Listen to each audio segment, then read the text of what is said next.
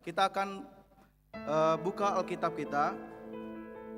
Kita akan lihat di dalam Yakobus pasal yang pertama, ayat yang pertama sampai ayat yang keempat. Saya akan bacakan untuk kita semuanya. Begini firman Tuhan. Salam dari Yakobus, hamba Allah dan Tuhan Yesus Kristus, kepada kedua belas suku di perantauan, iman dan hikmat. Saudara-saudaraku, anggaplah sebagai suatu kebahagiaan apabila kamu jatuh ke dalam berbagai-bagai pencobaan. Sebab kamu tahu bahwa ujian terhadap imanmu itu menghasilkan ketekunan. Dan biarkanlah ketekunan itu memperoleh buah yang matang, supaya kamu menjadi sempurna dan utuh dan tak kekurangan suatu apapun. Puji nama Tuhan. Diberkati kita yang membaca dan melakukan firman Tuhan. Tema firman Tuhan yang akan saya sampaikan pada pagi hari ini ialah bahagia dalam penderitaan. Bapak Ibu, jemaat Tuhan yang dikasihi oleh Tuhan, bahagia dalam penderitaan ini saya angkat tema dalam suatu pergumulan yang akan saya sampaikan kepada kita semua. Apa itu kebahagiaan? Apa itu penderitaan? Kalau kita artikan dalam suatu kata, ini sebenarnya satu kata yang kontradiktif ya, sangat berbeda. Bagaimana mungkin seseorang bisa bahagia di dalam penderitaan? Tidak masuk akal jemaat Tuhan, tidak masuk akal. Kontra. Tetapi lewat firman Tuhan ini kita akan melihat bahwa memang benar ada kebahagiaan di dalam penderitaan. Apa itu bahagia, jemaat Tuhan? Bahagia ialah keadaan atau perasaan senang. Contohnya hari ini adalah tahun baru ya, tahun baru Imlek. Orang senang, berbahagia, mengucapkan selamat, semoga panjang umur, semoga sehat. Ini bahagia, ungkapan keadaan perasaan senang. Apa itu penderitaan? Penderitaan ialah keadaan yang menyedihkan yang harus ditanggung. Keadaan nyata yang dialami pribadi atau kesulitan yang ditanggung oleh pribadi, itulah penderitaan. Bukan melihat orang lain menderita, kita bahagia, ataupun mereka bahagia, kita menderita. Bukan jemaat Tuhan. Tetapi keadaan pribadi kita yang menyedihkan, yang harus kita tanggung sendiri. Itulah penderitaan. Jemaat Tuhan yang dikasihi oleh Tuhan, bagaimana perasaan kita jikalau kita diperhadapkan dengan suatu problem kehidupan ataupun masalah itu datang secara bertubi-tubi, selalu datang dalam kehidupan kita. Apakah itu masalah keluarga, apakah itu masalah pekerjaan, apakah itu masalah dengan sesama, apakah itu masalah ekonomi. Hal itu terjadi secara bertubi-tubi. Bagaimana respon kita? Pastilah kita akan berkata, Tuhan sangat berat. Tuhan, ini tidak bisa saya tanggung. Tuhan, ini tidak bisa saya bawa. Terlalu berat kuk yang ada di pundak saya. Namun dalam ayat yang kedua, begini firman Tuhan, saudara-saudaraku, anggaplah sebagai suatu kebahagiaan apabila kamu jatuh ke dalam berbagai-bagai pencobaan. Kalau seandainya contoh jemaat Tuhan, ada teman saya nih ya, sedang berduka, saya menyampaikan pesan kepada dia, selamat berbahagia ya. pasti dia akan marah. Betul ya Bapak Ibu? Pasti akan marah. Kamu kok ngomong seperti itu?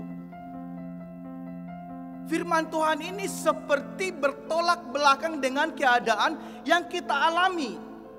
Kita mengalami penderitaan, tapi firman Tuhan berkata, anggaplah itu sebagai suatu kebahagiaan. Pesan yang membuat kita tercengang. Apakah ini salah Bapak Ibu? Apakah ini keliru? Apakah ini salah kirim terhadap kita? Tidak. Pesan ini tidak keliru kepada kita semua. Tidak keliru. Pencobaan, penderitaan jemaat Tuhan bukanlah hal yang baik. Sebenarnya bukan hal yang baik. Siapa yang mau dicobain? Siapa yang mau menderita setiap hari? Kalau ada yang mau menderita setiap hari, angkat tangan Bapak Ibu. Tidak ada yang mau menderita setiap hari. Tidak mau hidup dalam pencobaan setiap hari. Namun pencobaan itu akan membangun karakter kekristenan kita, akan menjadi lebih baik. Inilah pesan kebahagiaan itu disampaikan firman Tuhan kepada kita. Untuk membangun karakter kita menjadi lebih baik. Karena ayat 3 berkata, sebab kamu tahu bahwa ujian terhadap imanmu itu menghasilkan ketekunan. Ketika iman kita diuji dengan segala keadaan, apakah itu pekerjaan, apakah itu keluarga, apakah itu segala usaha yang kita alami, ingat, orang yang beriman kepada Yesus akan selalu menghadapi ujian terhadap imannya itu. Jikalau kita ada di dalam ujian itu, lulus dalam ujian itu, itulah yang membuat kita menjadi orang-orang yang tekun. Apa artinya tekun Bapak Ibu? Ketekunan adalah orang yang rajin dan bersungguh-sungguh.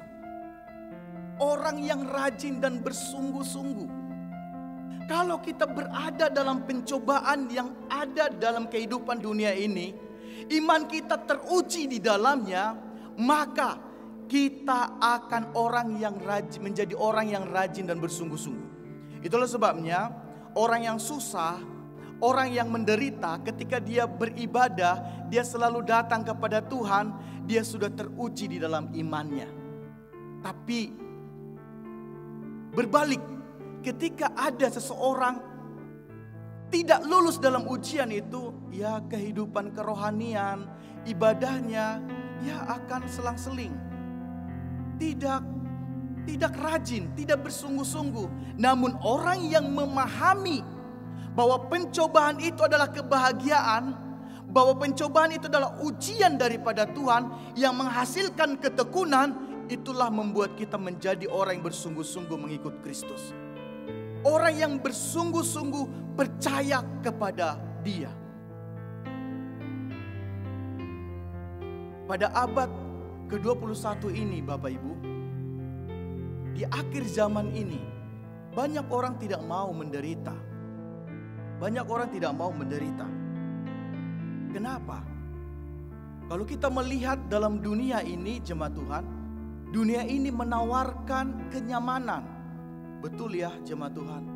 Dunia ini menawarkan kenyamanan, kesenangan, kegembiraan, hedonisme, kemewahan.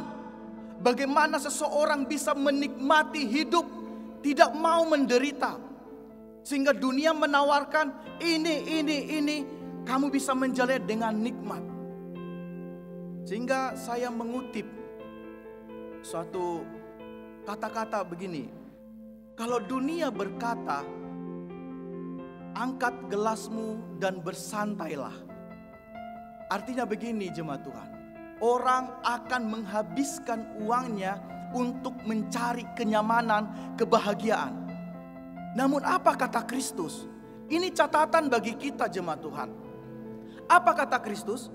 Kristus berkata, Yesus berkata, firman Tuhan berkata, pikulah salibmu dan ikutlah aku. Berbeda. Memang berbeda jemaat Tuhan. antara kenyamanan yang diberikan oleh dunia dengan salib yang kita pikul ketika kita mengikut Yesus. Berbeda sekali jemaat Tuhan. Jemaat Tuhan dikasih oleh Tuhan. Saya ini sedang mengalami suatu kesedihan. Suatu hati yang sangat sedih sekali. Saya punya abang, jemaat Tuhan. Jadi saya anak kedua, saya punya abang. Anak pertamanya dipanggil Tuhan, meninggal. Kemarin, hari Jumat, anak kelimanya, anak yang paling bontot, meninggal dipanggil Tuhan. Jadi 2 anaknya dipanggil Tuhan. Ketika saya telepon, saya berani berkata, semua milik Tuhan. Anaknya tanggal 23 ini akan berulang tahun pada umur 3 tahun.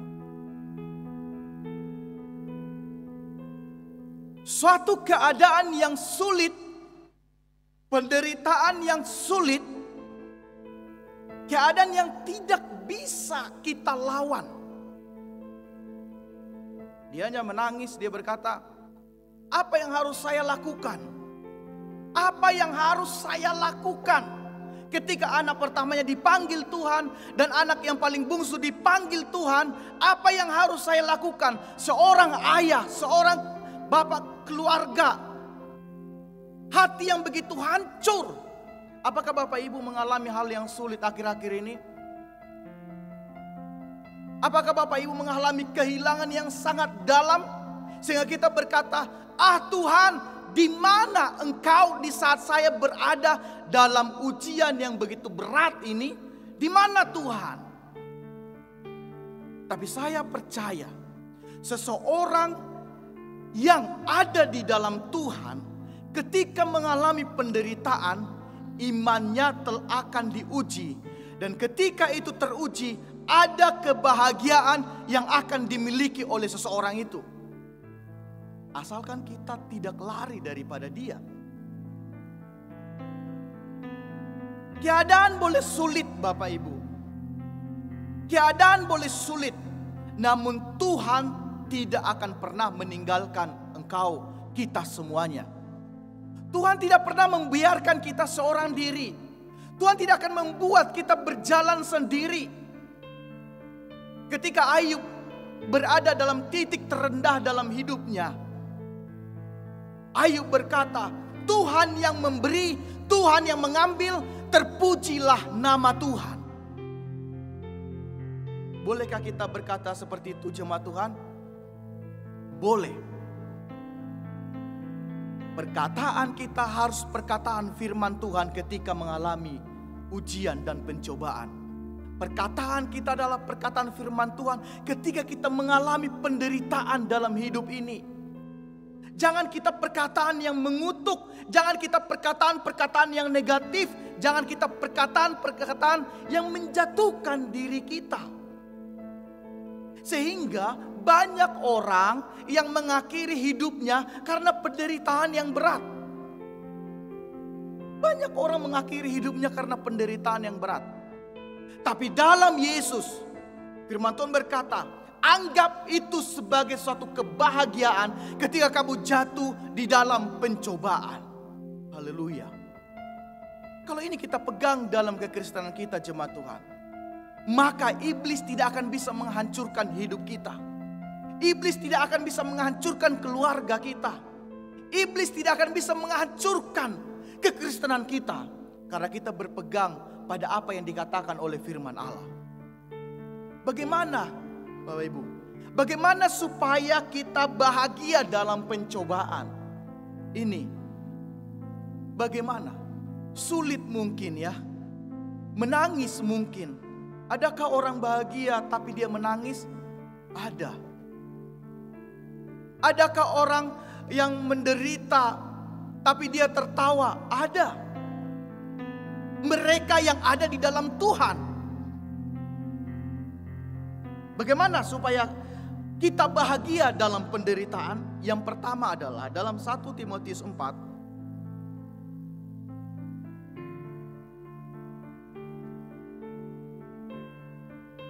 Dalam 1 Timotius 4 ayat yang ke-10, begini firman Tuhan.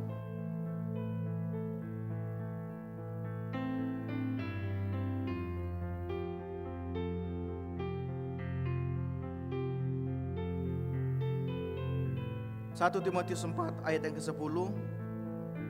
Itulah sebabnya kita berjerih payah dan berjuang, karena kita menaruh pengharapan kita kepada Allah yang hidup, juru selamat semua manusia, terutama mereka yang percaya. Kita berjerih payah dan berjuang karena kita menaruh pengharapan kita kepada Allah yang hidup. Yang pertama adalah memiliki pengharapan. Bagaimana supaya kita bahagia dalam penderitaan? Milikilah pengharapan kepada Allah, yaitu Tuhan kita Yesus Kristus. Miliki, jemaat Tuhan.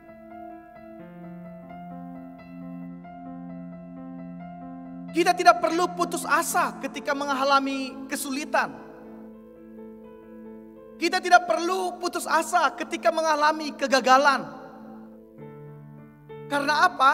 Karena kita memiliki pengharapan kepada Tuhan. Saya teringat dalam kisah Alkitab dalam Markus pasal yang kelima. Ini kisah dalam Injil Markus pasal yang kelima. Ayat yang ke-26. Begini firman Tuhan. 25 dan 26. Adalah di situ seorang perempuan yang sudah 12 tahun lamanya menderita pendarahan. Ia telah berulang-ulang diobati oleh berbagai tabib, sehingga telah dihabiskannya semua yang ada padanya. Namun sama sekali tidak ada faedahnya, malah sebaliknya keadaannya makin memburuk. Seterusnya, dia sudah mendengar berita-berita tentang Yesus, maka di tengah-tengah orang banyak itu ia mendekati Yesus dari belakang dan menjamah jubahnya. Sebab katanya, asal ku jamah saja jubahnya, aku akan sembuh. Jemaat Tuhan yang dikasihi oleh Tuhan, ayat 29 berkata,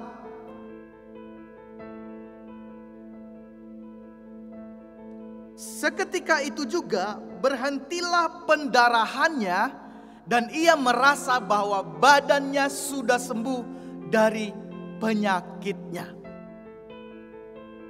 Jemaat Tuhan, seorang perempuan mengalami pendarahan 12 tahun bukanlah waktu yang sebentar. Bahkan penyakit bukanlah penyakit yang ringan. Itu adalah penyakit yang sangat berat. Selama 12 tahun jemaat Tuhan. Berapa tahun yang kita hadapi dalam penderitaan dunia ini yang begitu sulit? 1 tahun, 2 tahun, 4 tahun, 5 tahun, 10 tahun. Kita melakukan segala upaya. Kita konsultasi kepada teman, kita konsultasi kepada keluarga, kita konsultasi kepada kerabat-kerabat, para ahli-ahli, bagaimana solusi untuk memecahkan masalah yang kita hadapi. Kita konsultasi kepada orang-orang yang ahli di dalamnya. Seperti perempuan ini, dia berobat kemana-mana. Dia melakukan apapun dengan harta yang dia miliki, dia gunakan supaya pendarahannya itu berhenti. Inilah upaya manusia jemaat Tuhan. Apakah itu salah? Enggak. Itu salah kalau kita tidak mencampurkan Tuhan di dalamnya. Segala usaha yang kita lakukan akan sia-sia kalau Tuhan tidak ada di dalamnya. Kalau Yesus tidak ada di dalamnya, akan sia-sia. Lihat perempuan ini selama 12 tahun. Dia berusaha dengan kekuatan tenaganya mungkin. Dengan kekuatan harta yang dia miliki. Bahkan mungkin di akhir-akhir, udahlah. Dia kan sudah mendengar tentang Yesus. Dengan cerita-cerita orang lain mungkin dia dengar bahwa Yesus itu mampu melakukan mujizat-mujizat. Saya tidak perlu memegang tangannya. Saya tidak perlu memegang, ya mungkin ini bahasa sehari-hari ya jemaat Tuhan. Tapi tidak seperti itu. Asal ku jamah saja. Sebenarnya dalam bahasa terjemahan lamanya, ujung jubahnya itu loh. Asal saya jamah ujung jubah. Jemaat Tuhan, ujung jubah, bukan badannya, bukan baju secara ujung jubahnya. Artinya dia penyerahan penuh kepada Tuhan dalam keadaan yang sulit. Dia berkata, saya sudah mendengar tentang Yesus. Itulah sebabnya benar firman Tuhan berkata jemaat Tuhan, iman itu timbul dari pendengaran. Kalau kita tidak mendengar soal firman Tuhan, kita tidak mendengar ajaran-ajaran Kristus, kita tidak mendengar kebaikan-kebaikan Tuhan, maka iman kita tidak akan bertumbuh. Ingat, kekuatan mendengar firman Tuhan. Jangan kita hiraukan, jangan sepelekan tentang mendengar firman Tuhan. Iman itu timbul dari pendengaran akan firman Tuhan. Perempuan ini sudah mendengar berita tentang Yesus. Timbul pengharapan kepada dia. Dia mungkin berjalan bertatih-tatih, dia berjalan dengan keadaannya yang pendarahan. Mungkin orang sekelilingnya akan melihat, wah maaf ya, mungkin bau tentang ini perempuan apa. Ini orang bisa berkata apa-apa tentang kita jemaat Tuhan. Ngapain kamu beribadah? Ngapain kamu mengikuti Yesus? Keadaanmu makin sulit. Keadaanmu tidak semakin baik. Ngapain kamu mengikuti Yesus? Inilah perkataan dunia. Udah kamu bersenang-senang saja. Yesus berkata, pikulah salib dan ikutlah aku. Kalau kita memiliki pengharapan kepada Tuhan, yang lain mah lewat jemaat Tuhan. Dunia ini sia-sia. Karena dia sanggup memulihkan setiap kehidupan kita. Dia sanggup menyembuhkan kita. Dia sanggup memulihkan keluargamu, pekerjaanmu, ekonomimu. Jikalau kita bertumbuh dalam iman itu karena pendengaran akan firman itu. Dan kita memiliki pengharapan kepada Tuhan kita Yesus Kristus. Jangan tinggalkan Tuhan jemaat Tuhan. Kalau pengharapan itu artinya jemaat Tuhan, yaitu elpis dalam bahasa aslinya. Artinya apa? Menantikan yang baik. Jadi ingat, kalau kita berharap berarti kita sedang menantikan yang baik. Amin Bapak Ibu. Kalau saya berharap kepada Tuhan, berarti kita sedang menantikan yang baik. Adakah kita saat ini menantikan yang buruk? Enggak. Pasti kita menantikan yang baik. Kalau dalam Ibrani pasal yang 6, Ibrani pasal yang ke-6, begini firman Tuhan dalam Ibrani pasal 6 ayat yang ke-19 sampai 20. Pengharapan itu adalah sauh yang kuat dan aman bagi jiwa kita yang telah dilabuhkan sampai ke belakang tabir. Di mana Yesus telah masuk sebagai perintis bagi kita ketika ia menurut peraturan Melkisedek menjadi imam besar sampai selama-lamanya. Dalam ayat yang ke-19 berkata, pengharapan itu adalah sauh yang kuat. Bapak Ibu, sauh di sini artinya ialah jangkar. Jangkar kapal. Kalau kapal itu sedang berlabuh dalam satu pelabuhan, supaya kapal itu tidak diombang-ambing oleh angin, oleh gelombang laut dan terbawa oleh arus, maka jangkar itu akan dijatuhkan sampai ke dasar laut. Sampai jangkar itu tertancap dalam dasar laut, dan gelombang itu, angin itu ada, namun kapal itu tidak akan dibawa arus laut. Pengharapan itu adalah sauh yang kuat. Kalau pengharapan kita taruh di tempat yang tepat, yaitu di dalam Yesus. Ingat, jangkar. Kalau kita menempatkan diri kita di dalam Yesus, angin itu, badai itu pasti ada. Tapi kita tidak akan pernah terbawa arus badai hidup dunia. Haleluya. Kalau hidup kita berada dalam lingkaran Tuhan, jemaat Tuhan, kalau hidup kita berada dalam anugerah Tuhan,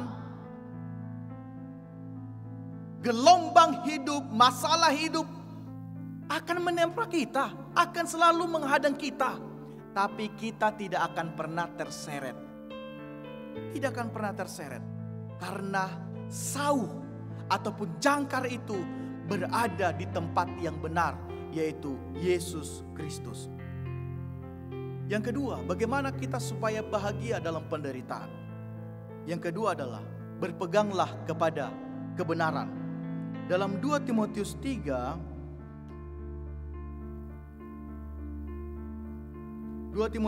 ayat 12 sampai 14.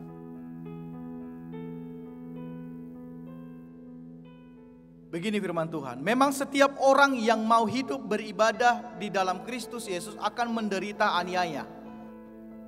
Sedangkan orang jahat dan penipu akan bertambah jahat, mereka menyesatkan dan disesatkan.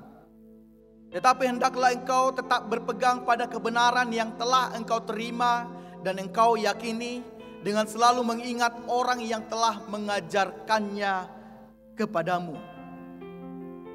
Ayat ini jemaat Tuhan, Paulus tuliskan kepada Timotius.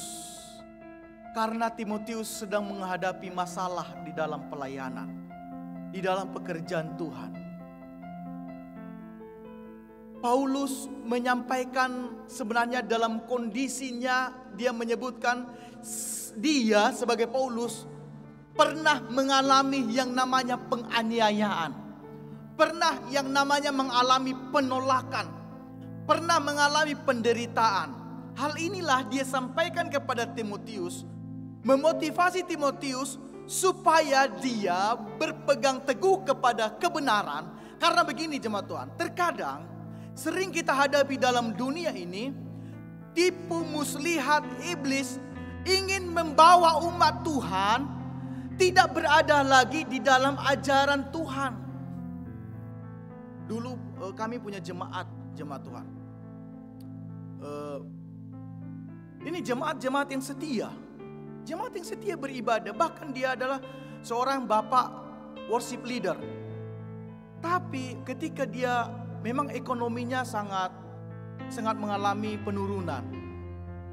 Dia mengalami masalah keluarga yang begitu berat. Dia seorang anak Tuhan, pergi ke dukun jemaat Tuhan. Pergi ke orang pinter. Seorang anak Tuhan. Jemaat yang sudah berjemaat, GPDI, tapi pergi ke orang pinter. Almarhum orang tua saya, bapak saya, menegur, itu memarahi habis-habisan di jemaat. Karena dia bilang, kamu seorang pelayan Tuhan tapi masih percaya kepada yang begitu-begituan. Dia bilang, saya tidak punya jalan lagi.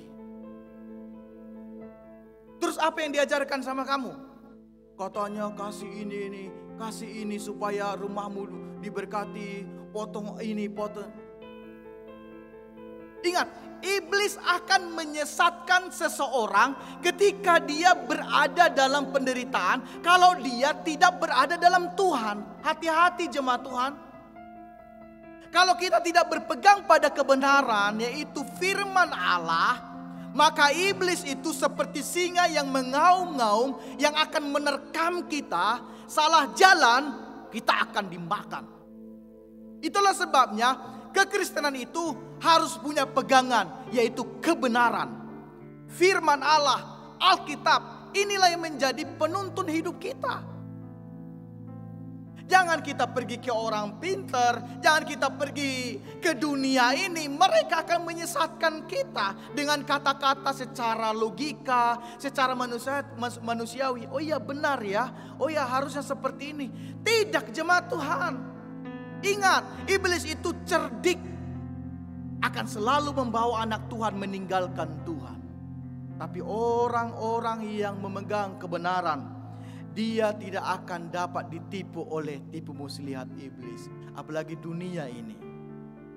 Jadi kebenaran itu adalah milik bahagian kita, menjadi pegangan kita.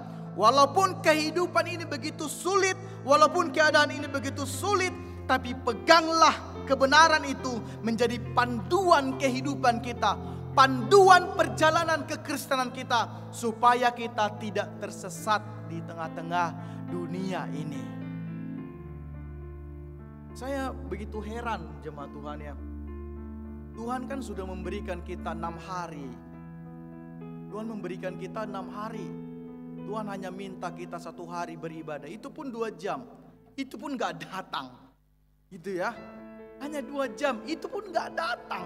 Dalam 1 minggu 7 hari. Hanya 2 jam yang Tuhan minta. Itu pun tidak datang.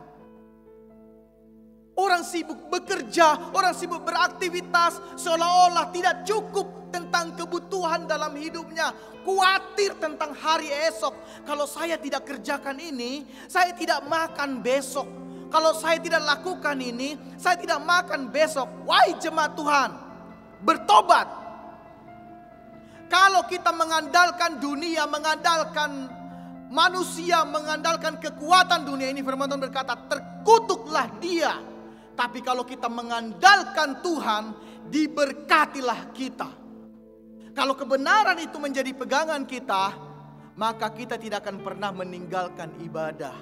Maka kita tidak akan pernah meninggalkan persekutuan-persekutuan kita kepada Tuhan. Haleluya. Kenapa kita harus memegang kebenaran, jemaat Tuhan? Ada satu ayat menjadi ayat penutup bagi kita pada saat pagi hari ini. Saya akan bacakan di dalam 2 Timotius 3 ayat 16.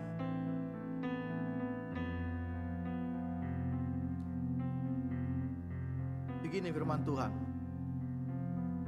Segala tulisan yang diilhamkan Allah memang bermanfaat untuk mengajar, untuk menyatakan kesalahan, untuk memperbaiki kelakuan, dan untuk mendidik orang dalam kebenaran. Pertama, kebenaran itu mengajar. Mengajar supaya jalan kita tidak salah.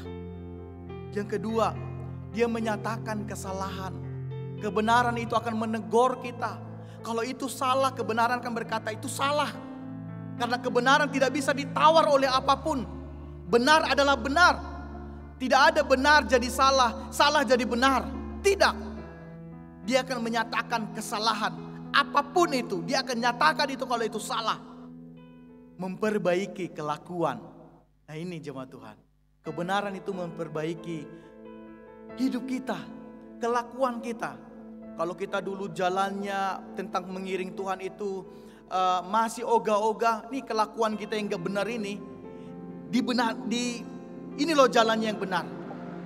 Itulah sebabnya jemaat Tuhan, jangan pernah marah ketika firman Tuhan menegur kita ketika kita melakukan kesalahan.